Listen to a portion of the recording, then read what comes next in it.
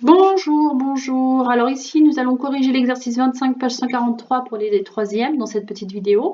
Alors l'exercice, c'est vous avez plusieurs représentations graphiques de fonctions affines, donc des droites, et vous devez déterminer quelle représentation graphique correspond à quelle expression de fonction. D'accord? Donc je commence par la fonction f. Alors je vais commencer par identifier l'ordonnée à l'origine. L'ordonnée à l'origine, c'est moins 1,5. Je pourrais travailler sur le coefficient directeur, mais c'est un peu plus compliqué.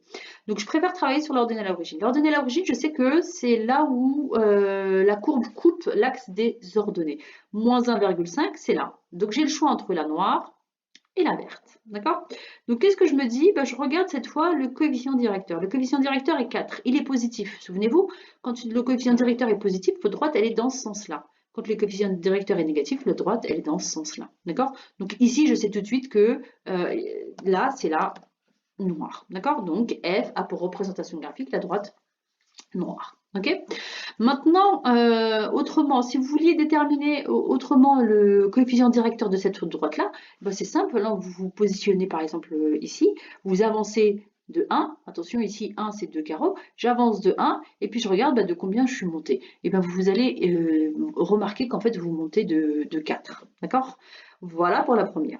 La deuxième, c'est pareil, mon ordonnée à l'origine c'est moins 1,5. Donc, c'est toujours au même endroit. Mais par contre, ici, le coefficient directeur est moins 4, donc je sais que c'est la droite verte. D'accord? H de x, cette fois, l'ordonnée à l'origine, c'est plus 1,5. Donc, je vais aller à 1,5. Et là, j'ai encore de droite. J'ai la rouge, j'ai la bleue claire. Et je vérifie, mon coefficient directeur est moins 4, donc ça veut dire que c'est celle qui décroît, c'est la rouge. D'accord?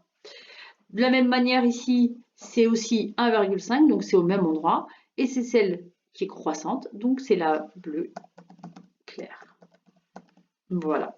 Alors je vais descendre un tout petit peu pour avoir le reste. Maintenant, on est sur une ordonnée à l'origine qui est de 4. D'accord? Donc je vais à 4 et j'ai encore deux courbes.